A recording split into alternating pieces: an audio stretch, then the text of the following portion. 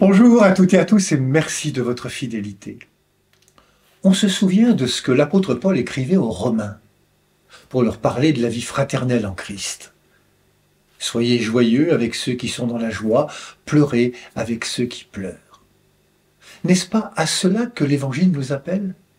Notre attachement au Christ doit nous permettre de partager aussi bien la joie de ceux qui sont heureux que la peine de ceux qui pleurent. La foi au Christ est un élan qui, comme l'écrit Antoine Nuis, nous fait devenir frères de joie et de larmes avec nos prochains. La foi n'est pas un catalogue de formules à apprendre par cœur, mais plutôt l'union au Christ qui nous fait devenir disciples. La foi n'est la foi que si elle prend corps dans nos vies, dans la vie du monde. Mais le Christ, savons-nous le reconnaître? Sa parole, son évangile, sa bonne nouvelle, savons-nous l'accueillir?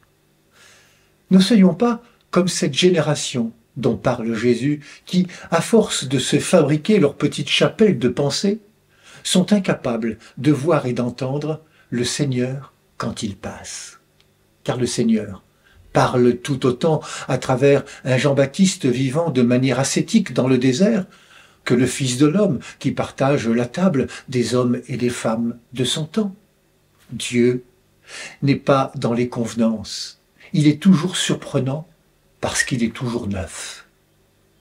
Laissons Dieu être Dieu et travaillons plutôt à notre conversion intérieure pour devenir comme l'aveugle du bord du chemin, capable, comme lui, de reconnaître et d'accueillir Jésus quand il passe sur nos routes si diverses et variées.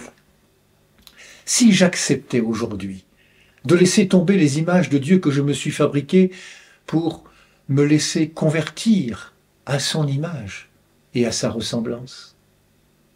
Bonne marche vers Noël, prenez bien soin de vous et des autres.